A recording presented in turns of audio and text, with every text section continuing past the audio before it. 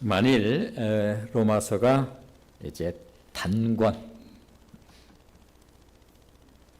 책이라고 한다면 로마서 가운데 유난히 강렬한 빛이 새어나오는 페이지가 있다고 한다면 그것은 당연히 로마서 8장이 되겠지요.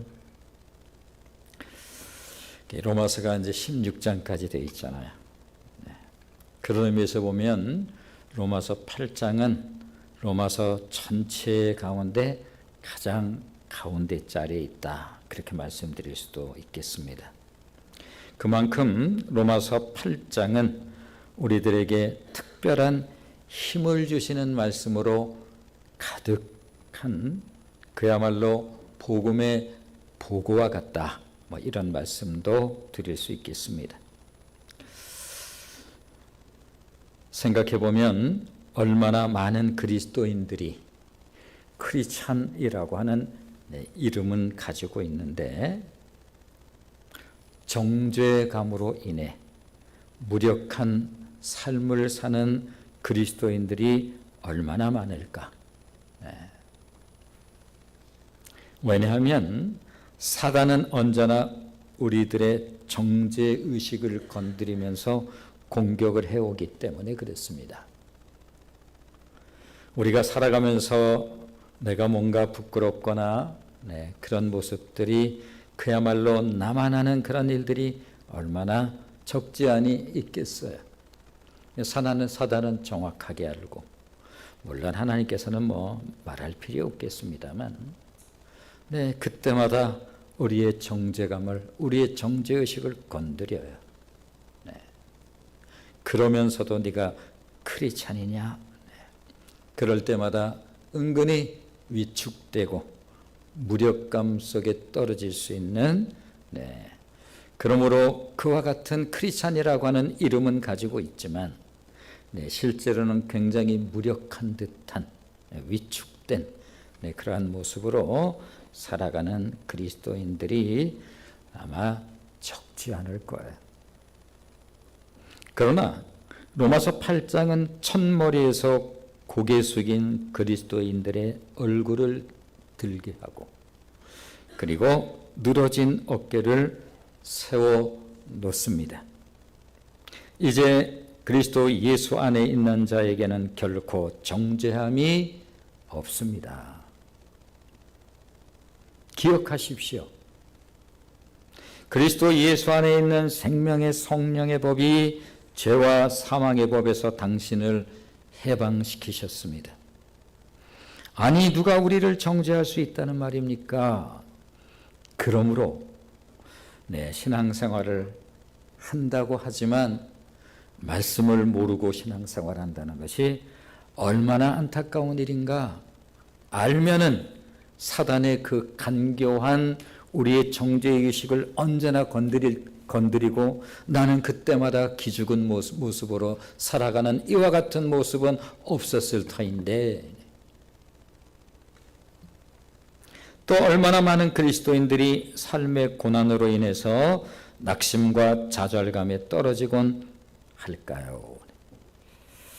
그러나 저 유명한 로마서 8장 28절은 그런 그리스도인들의 심령 안에 드리워진 마음의 어려움에서 우리를 해방시켜 주시지요. 우리가 알지 않습니까? 하나님을 사랑하는 자, 곧 그 뜻대로 부르심을 입은 자들에게는 모든 것이 합력하여 선을 이룬답니다. 그러므로 기억하십시오. 오늘 당신이 겪는 그 모든 고통은 반드시 하나님이 이루시는 선으로 바뀌어질 것입니다. 어디 그뿐인가요? 우리들에겐 우리의 연약함을 도우시는 보혜사 성령님, 그래서 헬퍼라는 단어를 써요. 우리에게는 보혜사 성령님이 우리를 떠나지 않고 항상 우리와 함께 계시지 않습니까? 그러므로 오늘은 다시 한번 우리들이 왜 패배와 상관없는 자들인지, 그리고 왜 우리를 승리자라고 하는지 괜히 공연히 우리의 마음 부추기느라고 우리는 승리자라고 그렇게 말하는 것이 아니라 분명하고 확실한 이유가 있다는 사실을 성경은 우리에게 분명하고 확실하게 들려주는데 오늘 다시 한번 그 말씀의 은혜를 분명하고 확실하게 듣는 시간을 갖도록 합니다. 오늘의 본문 말씀을 한번 이제 보시면 오늘의 본문 첫 번째 말씀이 31절이죠. 자, 31절 말씀을 같이 읽겠습니다. 같이 읽습니다. 시작. 그런즉 이 일에 대하여 우리가 무슨 말 하리요? 만일 하나님이 우리를 위하시면 누가 우리를 대적하겠습니까? 아니, 하나님께서 우리를 위하신다는데 누가 우리를 대적한다는 말입니까? 그러니 누가 우리를 이길 수 있다는 말입니까? 그러므로 꼭 기억할 것은 우리가 승리자라고 하는 분명하고도 확실한 자아상, 그리고 이것은 공연히 우리를 부추기기 위한, 우리 스스로를 어떤 좀 위로를 하기 위한, 우리에게 좀 힘을 주고 좀 격려하기 위한 그런 류에 관한 것이 아니라 확실하고도 분명한 근거와 이유를 가지고 있는 승리자라고 하는 사실을 우리가 확실하게 알아야 되겠지요. 자, 오늘 본문은 승리의 선포로 시작하고 있는 것을 볼 수가 있습니다. 37절 말씀을 한번 같이 읽어보시죠. 자, 37절 같이 읽겠습니다. 시작. 그러나 이 모든 일에 우리를 사랑하시는 이로 말미암아 우리가 넉넉히 이기느니라. 겨우가 아니라. 그렇다면 어떻게 해서 우리는 이런 승리자의 삶을 살 수가 있는 것일까? 그렇습니다. 거기에는 분명한 이유가 있지요. 우리의 승리는 나로 말미암는 것이 아니라 예수 그리스도로 말미암는 승리요. 그런 의미에서 복음은 단순히 지식이 아니라 형용기 어려운 하나님의 능력이라고 로마서가 시작되는 첫 자리에서 바울은 이것을 선포하면서 시작을 한 바가 있습니다. 내가 복음을 부끄러워하지 아니하노니 이 복음은 모든 사람들을 구원해내는 하나님의 능력이 되어진다라고 말씀하고 있습니다. 그러므로 저와 여러분이 알고 있는 이 로마서의 말씀, 또 이 생명의 복음은 단순한 지식이 아니라 놀라운 하나님의 능력일 뿐만 아니라 우리의 승리는 나로부터 나오는 승리가 아니라 당연히 그리스도 예수로부터 나오는 승리라고 하는 사실은 말할 필요가 없겠지요. 우리를 하나님께서 사랑하신다라고 할 때 그 사랑은 바로 말로써 하는 사랑이 아니라 매우 구체적인 당신의 가장 귀한 독생하신 예수 그리스도를 우리에게 내어주는 그 사랑을 하나님의 사랑이라고 말하고 우리는 그 사랑을 피할 수 없는 이 불가항력적 은혜를 입은 자들이다 라고 성경은 말씀하고 있습니다.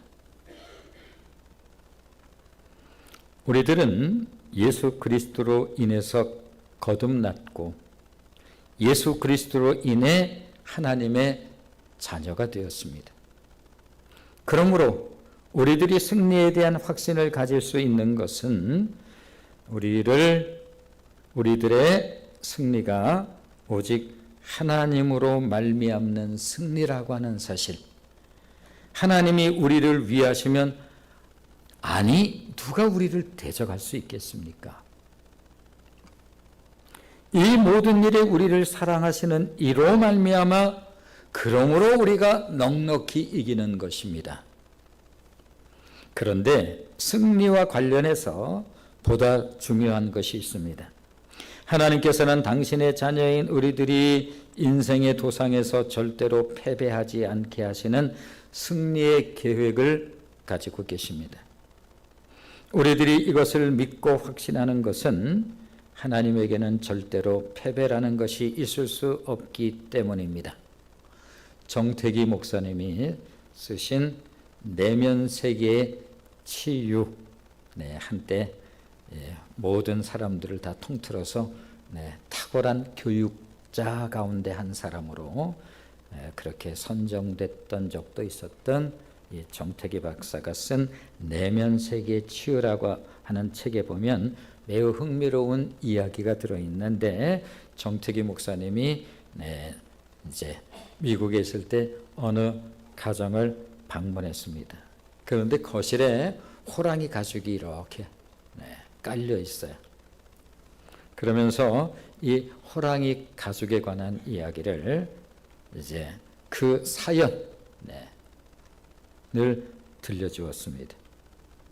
미국에서 성공한 사업가이면서 알아주는 사냥꾼인 강동만 집사님의 실제 이야기입니다.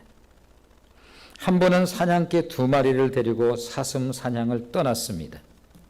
그런데 목적지에 차가 멈추었을 때 차 문이 열리자마자 쏜살같이 2마리의 사냥개가 어디론가 사라져 버렸습니다.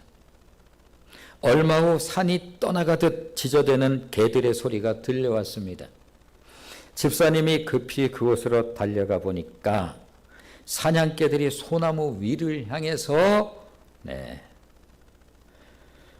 죽으라 지저대고 있었고, 소나무 위에 도대체 뭐가 있길래, 그래서 그 집사님이 소나무 위를 쳐다본 순간 기절초풍할 장면이 벌어지고 있는 거예요. 호랑이가 내려다보면서 날카로운 이를 드러내고 있었기 때문입니다. 강 집사님은 반사적으로 총을 겨누었고 호랑이는 바닥으로 곤두박질 쳐졌습니다. 사냥개들은 2km 이상 호랑이를 추격해서 소나무 위로 몰아붙였고 결국 호랑이 사냥에 성공한 것입니다. 물론 호랑이 사냥을 떠난 것은 아니에요. 어떻게 호랑이를 사냥한다고 생각했겠어요? 사슴 사냥을 또 나름대로 사냥에 대해서는 꽤나 자신이 있었던 그분이지만 호랑이를 사냥한다는 것은 상상도 할 수 없었던 일인데 기가 막힌 장면을 경험하고 만 것입니다. 정태기 교수는 이 현상을 상담 심리적으로 설명을 해줍니다. 강 집사의 개들은 주인과 함께 사냥하면서 어떤 동물이라도 주인이 총구를 겨누기만 하면 픽픽 쓰러진다는 것을 그냥 알고 있었어요. 늘 주인하고 사냥을 떠나는데 어떤 맹수가 나타나든지 주인의 총구가 겨냥을 하면 모든 어떤 맹수도 다 쓰러졌습니다. 이런 경험이 반복되면서 사냥개들의 마음속에 이런 자아상이 자리 잡게 되었다는 것입니다. 내 뒤에 주인이 있다는 확신이 이런 놀라운 결과를 낳게 되었다. 그래서 정태기 박사가 미국에 있을 때 한 가정을 방문하면서 들었던 그 이야기. 동물의 세계에는 본능적으로 강자와 약자에 대한 질서를 정확하게 이해를 하고 있습니다. 적어도 호랑이 앞에 개는 존재 자체가 있기가 어려울 정도로 그 가운데서 오금이 저리는, 그냥 거기서 기가 죽어버리는, 이게 동물 세계의 질서예요. 그런데 개가 호랑이를 공격하고 호랑이가 놀라서 소나무 위로 도망가서 올라가 있는 이 장면은 기가 막힌 장면이에요. 어떻게 이런 일이 가능할 수 있을까? 바로 이런 이유 때문에 그래요. 개들 자아상에는 우리 주인 뒤에 어느 동물도 공격해 온 적이 없습니다. 그렇습니다. 하나님께서는 그 어떤 것도 우리를 향한 하나님의 계획에서 방해하도록 그냥 두지 아니하실 것이라고 말씀하십니다. 우리를 사랑하시는 이로 말미암아 그러므로 넉넉히 이기는 것입니다.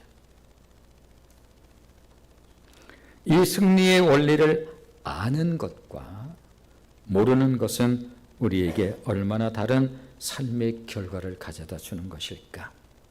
이렇게 저렇게 해서 내가 예수를 믿는다는 사람에 속해 있고 언필칭 내가 그래도 그리스도인이라고 하는 이름은 가지고 있지만 그러나 저 말씀이 나오고 뭘 그렇게 관련이 있는 것일까? 그러나 이 그냥 선반에 올려두면 그저 그러한 책처럼 보이는 이 말씀이 엄청난 인류의 역사를 주관하고 주장하고 인도해 왔다는 사실을 우리는 모르지 않지요. 그러므로 성경을 펼쳐놓고 신앙생활을 하는 것과 그저 교회 문턱 들어왔다가 나갔다 그러한 신앙은 전혀 다른 삶의 결과를 가져온다라고 하는 것은 너무나 분명한 사실이죠. 말씀드린 것처럼 저는 하나님에 대해서 관심이 1도 없었던 사람입니다. 아니, 아예 생각이 없었던 사람이에요.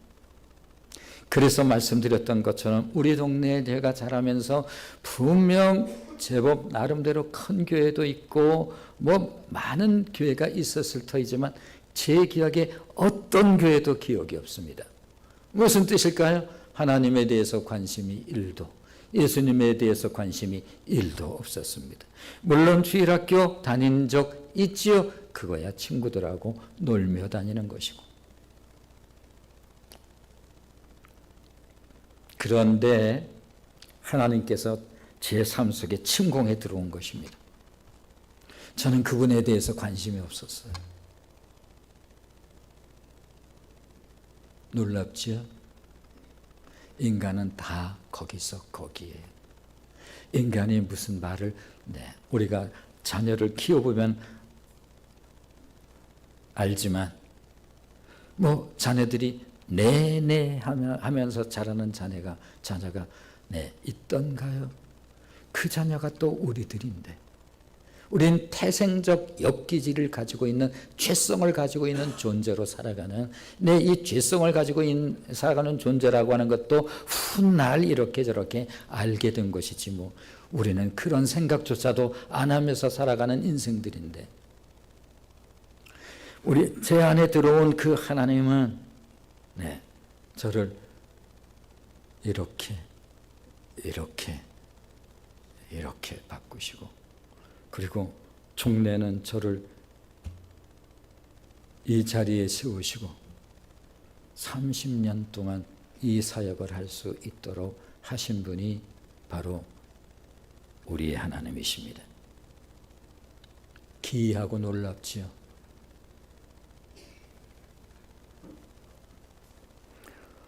자, 그러므로 이 승리의 원리를 알고 신앙생활을 하는 것과 그저 교회 문턱 들어왔다 나갔다 들락달락하는 이런 신앙과는 전혀 다른 결과를 가져오게 되어 있는 것입니다. 자, 그런 의미에서 로마서 8장 28절 말씀은 우리 신부에 깊이 새겨두어야 될 그런 말씀이죠. 자, 로마서 8장 28절 말씀 같이 읽겠습니다. 시작. 우리가 알거니와 하나님을 사랑하는 자 곧 그의 뜻대로 부르심을 입은 자들에게는 모든 것이 합력하여 선을 이루느니라. 정금호 장로님이 경기고등학교 졸업도 채 안 하고 서울대학교 물리학과에 들어간 수재 중에 수재였습니다. 그 시절에는 미국 유학 가는 것도 매우 어려웠던 시절, 20대에 뉴욕에서 이제 박사 학위를 받고 거기서 교수 생활을 했던 그런 분이에요.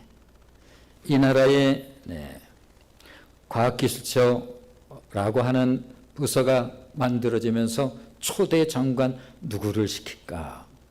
그때 미국에 있었던 정근모 장로를 불러왔습니다. 한국으로 들어오는 비행기 안에서 정근모 장로님이 그분의 부인에게 이렇게 말합니다. 여보, 우리 한국에 들어가서는 내 신앙생활 뜨겁게 합시다. 그가 쓴 간증의 책 제목이 이렇습니다. 나는 위대한 과학자보다 한 사람의 신실한 크리스찬이기를 원한다. 거기엔 나름대로 사연이 있었어요. 내 아들이 사실은 몸이 안 좋은 그러한 일들이 있었죠. 우리는 옛날 같은 시절에는 미국에 가면 모든 병을 고치는 줄 알았던 그런 시절이 있었지만 어림도 없지요. 그 이야기를 여기서 다 할 수는 없습니다. 우리나라의 최고의 과학자, 그가 한국으로 불리움을 받는 그러한 비행기 안에서 아내에게 하는 말이에요. 여보, 우리 한국에 들어가면, 고국에 들어가면 뜨겁게 신앙생활 합시다. 그러면서 그분이 가장 좋아하는 말씀이 로마서 8장 28절. 여러분, 우리는 모두가 예수 그리스도의 대사인 것입니다. 그분의 간증에서 그 가랑가랑한 목소리는 이런 목소리로, 우리나라의 최고의 과학자가, 바울은 우리가 안다고 말하고 있습니다. 우리가 알거니와, 무엇을? 하나님을 사랑하고 그 뜻대로 부르심을 입은 자들에게는 우리들의 인생의 도상에서 겪는 그 어떤 역경이나 불행이나 어려움이 있다 할지라도 이 모든 것이 합력하여 선을 이루게 될 것입니다. 그런데 여기서 우리들이 분명히 알고 넘어가야 할 것이 있는데, 여기서 말씀하고 있는 선이 무엇인가? 이에 대한 이해를 돕기 위해서 들려준 말씀이 바로 앞에 있는 29절 말씀이에요. 오늘 우리는 31절부터 지금 보고 있고, 그 앞에 29절 같이 읽어보겠습니다. 같이 읽습니다. 시작. 하나님이 미리 아신 자들을 또한 그 아들의 형상을 본받게 하기 위하여 미리 정하셨으니 이는 그로 많은 형제 중에서 맏아들이 되게 하려 하심이니라. 그렇습니다. 바울이 들려주는 선이라고 하는 것은 세속적인 차원에서 뭐든 잘 된다는 그런 류의 말씀이 아니에요. 하나님의 아들의 형상 곧 예수의 형상을 본받게 하는 것을 말하는 거예요. 하나님은 우리들의 인생의 도상에서 찾아오는 무수한 역경과 고난에도 불구하고 그 모든 것을 선용해서 우리로 하여금 하나님의 자녀다운 자들로 만드신다라고 하는 그런 말씀이죠. 자, 이와 관련해서 우리에게 익숙한 유명한 말씀이 있죠. 자, 시편 119편 71절 말씀 우리 같이 읽겠습니다. 같이 읽습니다. 시작. 고난 당한 것이 내게 유익이라 이로 말미암아 주의 율례를 배우게 되었나이다. 그렇습니다. 정근모 장로가 자라면서 그의 아버지가 아들이 수재예요. 그냥 공부 잘하는 정도가 아니라, 그런 그가 어떻게 저런 크리스찬이 되었을까? 한국에서 공적으로 초대 장관으로 부름을 받는 그러한 자리에서 그 비행기를 타고 오면서 한국에 돌아가서 국에서 우리 열심히 나라를 위해서 일합시다. 뭐 그런 마음이 있었겠지요. 그런데 무엇보다도 그의 마음속에 무엇이 자리하고 있었는가 하면 그래서 아내에게 했던 말이에요. 여보, 우리 국으로 돌아가면 신앙생활 뜨겁게 합시다. 이 표현이 뜨겁게 합시다. 다시 말하면 정말 열심히 합시다. 어떻게 그렇게 됐을까? 최고의 과학자가 그렇습니다. 고난당한 것이 내게 유익이라. 그 고난이 이 과학적 지성만 가지고 있는 그의 영적 지각을 두들기기 시작했던 거예요. 그리고 이 영적 지각이 열려지기 시작한 것입니다. 무엇을 통해서? 아들의 어려움을 통해서. 이어령 씨가 딸을 통해서 그 놀라운 지식의 영성의 그 놀라운 은혜를 받은 것과 같은 거예요.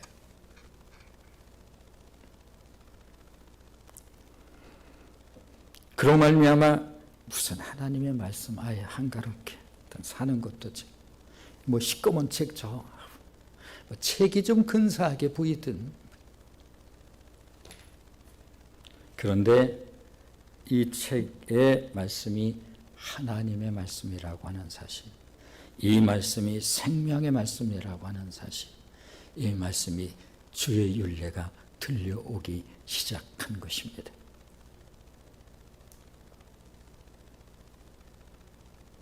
이어서 들려주는 말씀인데요. 시편 119편 73절. 가능한가요? 73절 같이 읽어보겠습니다. 시작. 주의 손이 나를 만들고 세우셨사오니 내가 깨달아 주의 계명들을 배우게 하소서. 아유, 깨알 같은 글씨나 좀 크든지, 그냥 보기에도 답답한.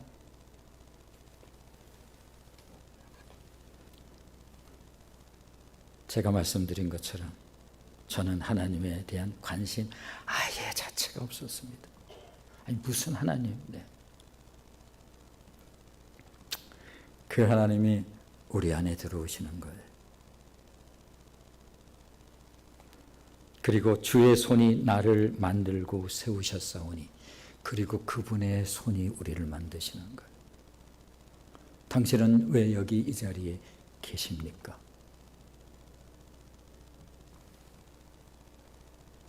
그렇습니다. 오늘도 우리들은 그러한 자들로 만들어져 가고 있지요.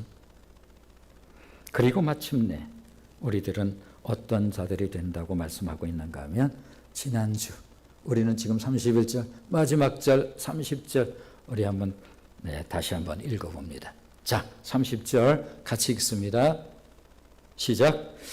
또 미리 정하신 그들을 또한 부르시고 부르신 그들을 또한 의롭다 하시고 의롭다 하신 그들을 또한 영화롭게 하셨느니라. 우리는 아직 영화의 단계는 아직 안 간 거예요. 우리는 미리 정하셨다는 거예요. 나를 무슨 미리 정하셨어? 나 이런저런 이유 때문에 뭐 이렇게 하도 뭐 친구가 귀찮게 해가지고 알았어 내가. 그렇게 해서 시작된 신앙생활인데 뭘 하나님께서 미리 정하셨다는 거야? 미리 정하신 것입니다. 미리 정하신 그들을 또한 부르셨어요. 하나님께서. 상현아, 아무 관심 없는 부르신 그들을 또한 의롭다 여기시고 의롭다 하신 그들을 또한 영화롭게. 아직 우리 영화의 단계는 안 갔어요. 우리는 성화의 단계라고 하죠. 그런데 우리를 영화롭게 하시겠다고 이미 약속하셨어요. 그러므로 나는 아직은, 이미와 아직이라고 하는 신학적인 용어를 쓰면 좀 그러니까 좀 뭐 그렇습니다. 우리는 이미와 아직 속에 있습니다. 우리는 이미 구원을 받았고 아직 이 시간 속에 있어요. 아직 우린 영화의 단계에 이르지 않았지만 그러나 분명하고 확실한 것은 무엇인가 하면 이미 영화롭게 된 것입니다. 내 인생 여정 끝내어 강 건너 언덕 이를 때 하늘문 향해 말하리 예수 인도하셨네. 이 가시밭길 인생을 허덕이면서 갈 때에 시험과 환난 많으나 예수 인도하셨네. 인생을 살다 보면 흐릿하게 인생이 이렇게 내 인생이 끝이 나는 그때 그분이 낯설고 어색하고 그런 것이 아니라 마음이 사모되고 사모치도록 그때 우리를 영화롭게 하신다고 약속하셨던 그 로마서의 말씀이 내 삶 속에서 이루어지는 거죠. 아시나요? 인생을 살아가면서 신앙생활만큼 기가 막힌 게 세상에 또 있으면 말해보세요.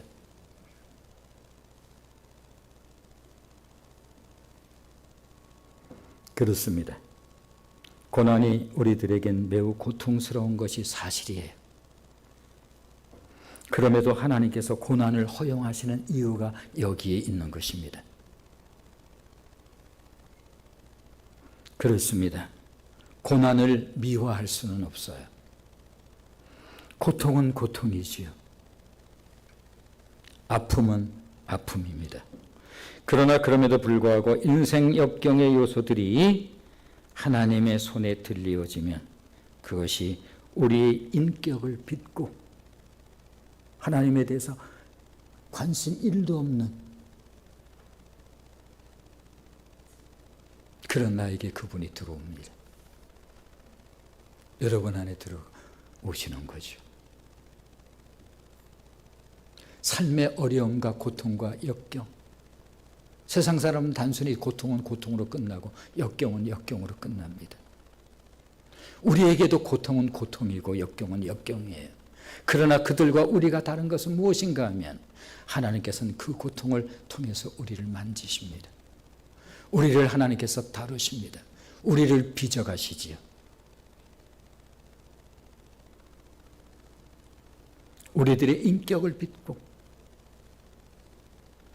깎아내는 도구가 되어서 이전에 나와는 다른 존재로 만들어지는 것입니다. 그래서 시편 119편 73편 그 앞절이 고난이 내게 유익이라. 고난을 겪어본 자의 고백인 거예요. 모든 인생들이 이것을 부인을 못해요. 내가 고난을 통해서 이 새까만 책, 아무 관심도 없는 책, 열어보면 깨알 같은 글씨, 이 글씨가 나오고 뭔 상관이야? 이 말씀이 들려오기 시작한 것입니다. 주의 손이 나를 만드셨지요. 내가 깨달아 주의 계명들을 배우게 하소서. 그때에 내가 이것을 어떻게 알았겠어요, 제가? 꿈에도 그려보지 못한 이것이 내 인생의 실상입니다.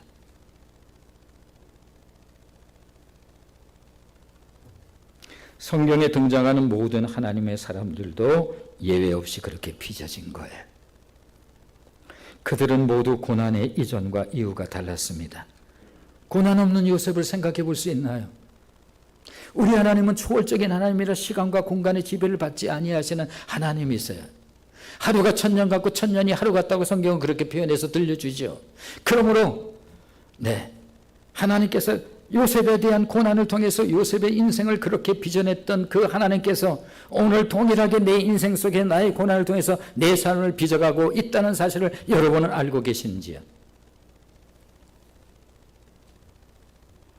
우리가 이후에 그곳에 올라가서 요셉을 만나게 되겠지요.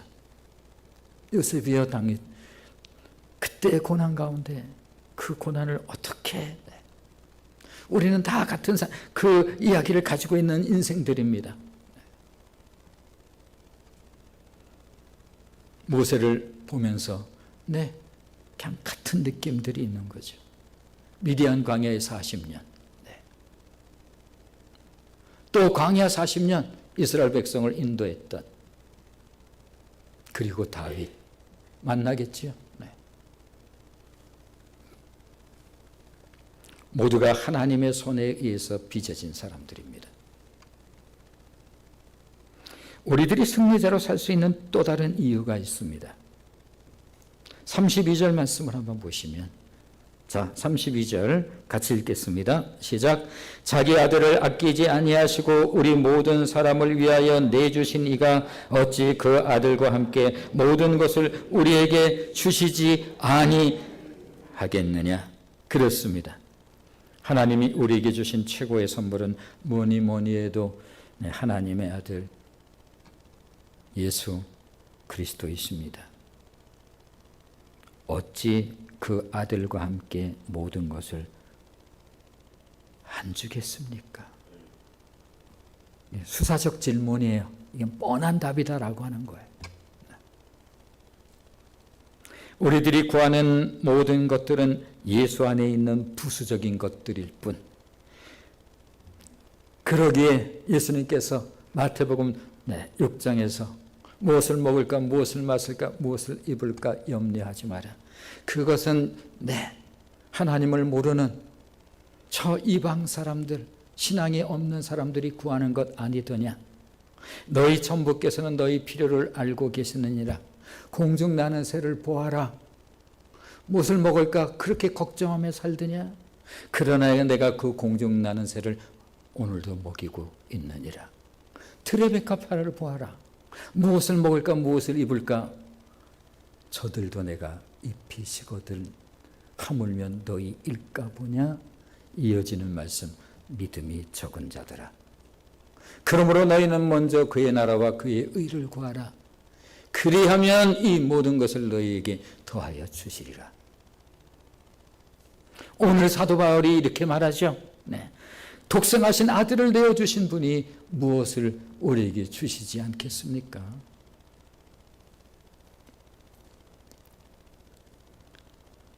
그러므로 우리들이 구하는 모든 것들은 예수 안에 있는 부수적인 것들일 뿐, 그러기에 바울은 수사적으로 질문하는 거예요. 생각해 보라는 것입니다. 자기 아들을 아끼지 아니하시고 내어주신 하나님께서 우리에게 무엇을 아까워하시겠느냐는 것이에요. 그렇습니다. 하나님께서 우리 인생의 여정 가운데 영육간에 공급하시는 하나님이, 우리의 모든 것을 공급하시는 하나님께서, 햇빛을 주시는 하나님께서, 비를 주시는 하나님께서 이제 겨울에는 눈을 주실 거예요. 우리를 호흡하게 하시는 그분께서. 단순간도 이 호흡이 멈추면 우리는 이 생을 유지할 수 없는 이 미물 같은 존재들, 이 모든 것이 그분으로부터 왔답니다. 얻어서 왔나요? 얻어서 와야 할 것은 우리는 날마다 아무것도 못하고 구하기만 해야 되는 인생일 수밖에 없는 거예요. 그게 하나님께서 주신 은혜예요.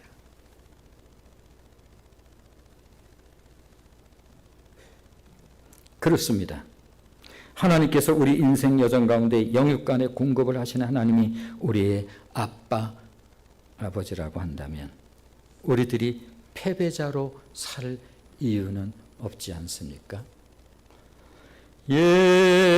예수를 생각하고 나는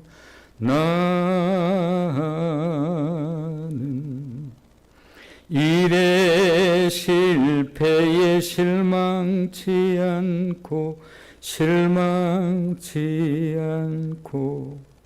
성공한들 그 성공에 뛰며 기뻐하지 않나니 예수를 생각하고 나는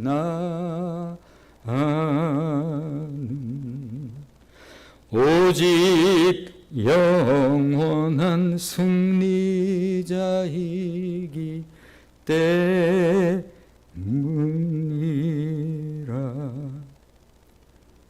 우리들이 승리자로 확신하며 살아갈 수 있는 가장 분명한 이유를 우리의 신비에 새기는 시간입니다. 로마서 8장이 우리들에게 들려주는 결정적 승리의 메시지는, 그러므로 다시 한번 읽어봅니다. 37절에. 자, 37절 다시 한번 읽어보겠습니다. 같이 읽습니다. 시작.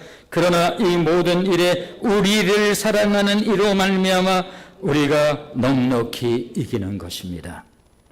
우리가 승리자로 살 수 있는 가장 확실한 근거이지요. 바로 하나님께서 나를 사랑하기 때문에 그렇습니다. 그 하나님이 우리를 사랑하기 때문에 그렇습니다. 그 하나님이 여러분을 사랑하기 때문에 그렇습니다.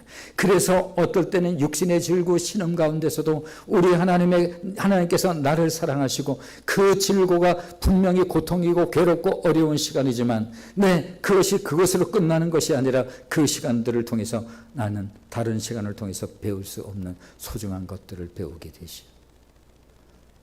주여, 단 한 번도 이런 기도를 해본 적이 없는 인생들이,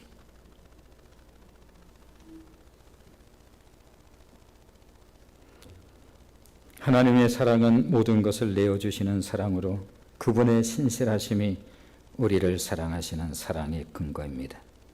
바울은 이렇게 반문합니다. 35절, 이 결정적인 말씀들. 자, 오늘 35절을 같이 읽어봅니다. 같이 읽습니다. 시작. 누가 우리를 그리스도의 사랑에서 끊으리요? 환난이나 공고나 박해나 기근이나 적신이나 위험이나 칼이랴. 생각해 보십시오. 환난이 그럴 수 있다고 생각하십니까? 제가 사역을 했습니다. 제 사역 초기에는 아무도 같이 동요갈 사람이 없었습니다. 처음부터 끝까지 제가 하는 거예요.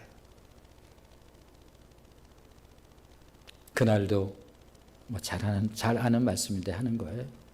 새벽을 인도하고, 새벽 인도하기까지 제가 동암으로 차 운행하면서 그 몇 명 안 되는 그 소수의 사람을 갖다 또 새벽에 인도해서 데리고 오는 거예요. 데리고 와서 이렇게 몇 명 앉혀놓고 새벽 인도하고 또 이제 또 데려다 줘야 되는 거잖아요. 심야 기도는 저 연수동까지, 연수동에서 데려오고 끝나면 또 데려다 주는 거.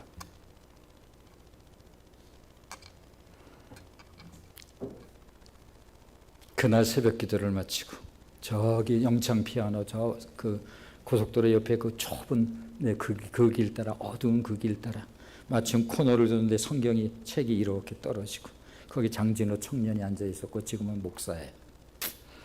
떨어져서 이렇게 코너를 핸들을 돌면서, 그런데 앞에 정지된 둔탁한 트레일러가, 그리고 순간 그 슬로우 비디오라고 그 느낌이 그때 있어요. 확실하게 욱욱 봉고차에 저기 넓은 범바도 아니고 그냥 바로 욱욱욱. 그리고 그래도 그 깜깜한데 누가 봤는지 119가 왔어요. 차를 뜯어냈죠. 그리고 실려갔습니다. 이 짧은 시간에 그 얘기 다 하기는 좀 어렵습니다. 자, 그리고 조금 더 해볼까요? 그리고 이제 수술을 합니다. 여기서 여기 하여튼 복부에는 여기서 이제 피가 이렇게 나오고, 안에서 여기 이제 다리가 부러졌으니까 여기 철공소 소리가 나더라고요. 수술하는데 깡깡깡깡. 그래서 잘못됐다는 거잖아요. 그래서 그러면서 원장님 말씀했으면 얘기를 했어요. 안 했대요. 아니 어떻게 하시려고? 그러면서 저한테 얘기해요. 선생님은 안에서 지금 복부에 출혈이 있습니다. 여기서 마취를 하면 혈관이 넓어져 가지고 혹시 잘못될 수 있습니다. 그런데 그냥 두렵지는 않았어요. 근데 수술하고 끝나고 이렇게 나오는데 아마 얼굴이 그냥 흰 종이 같았던 모양이에요. 중환자실로 제가 얘기했잖아요. 그 사는 갈증, 어떻게 해볼 수가 없는 갈증. 물 좀 한번 마시면 좋겠다. 물 마실 수 없습니다.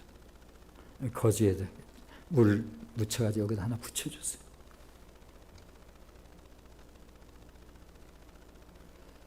그런 것이 있다 할지라도 그리스도의 사랑에서 끊을 수 없는 것입니다. 생각해 보면 내가 하나님의 일을 열심히 하는데 뭐 이런 식의 생각이 있을 수 있지만 그런 생각 단 한 번도 안 들었어요. 그걸 가지고 단 한 번도 원망한 적 없습니다. 네, 그것을 통해서 겨우 내가 이제 목발 짚고 설교만 해요. 이제 누군가 제가 하던 것을 누군가 하더라고요. 그때 저는 이제는 책을 보기 시작했습니다. 설교가 끝나니까 은혜 받았다는 소리를 해요. 그리고 우리 교회의 베델이라고 하는 성경 공부가 그때 시작이 됩니다. 대가집을 하는 거죠. 네. 공고가 하나님의 사랑에서 우리를 끊을 수 있다고요? 그럴 수 있습니까? 박해가 아니면 기근이 그럴 수 있습니까? 아니면 적신이나 위험이나 칼이 그럴 수 있다는 말입니까? 네, 절대로 그 어느 것도 그럴 수 없지요. 그것을 통해서 하나님께서 또 선으로 바꾸시고 그것을 통해서 하나님께서 또 선으로 바꾸시고 이어서 그럴 수 없는 분명하고 확실한 이유를 다시 한번 우리에게 제시를 합니다. 자, 38절로 39절 같이 읽겠습니다. 38절로 39절 같이 읽습니다. 시작. 내가 확신하노니 사망이나 생명이나 천사들이나 권세자들이나 현재 일이나 장래 일이나 능력이나 높음이나 깊음이나 다른 어떤 피조물이라도 우리 주 그리스도 예수 안에 있는 하나님의 사랑에서 끊을 수 있는 것은 없습니다. 여러분의 자녀가 어떤 상황에 있든지 간에 여러분이 자녀를 향한 사랑을 끊을 수 있어요? 불가능한 거예요.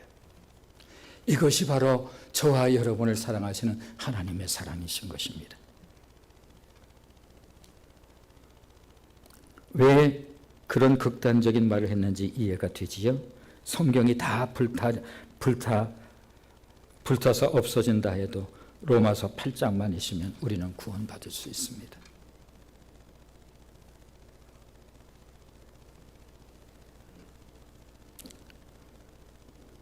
우리들의 생존을 위협하는 그 어떤 사건이라 할지라도 우리를 공격하는 그 어떤 대상도 제가 사역하면서 그거밖에 없었겠습니까?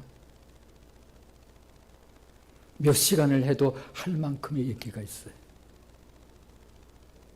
그러나 그 모든 것은 스티그마, 하나님을 향한, 나 또한 하나님을 향한 사랑의 증거들이지.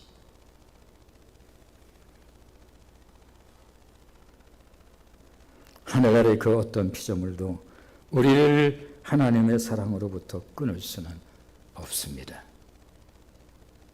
그러므로 우리는 승리자인 것입니다. 기도하겠습니다.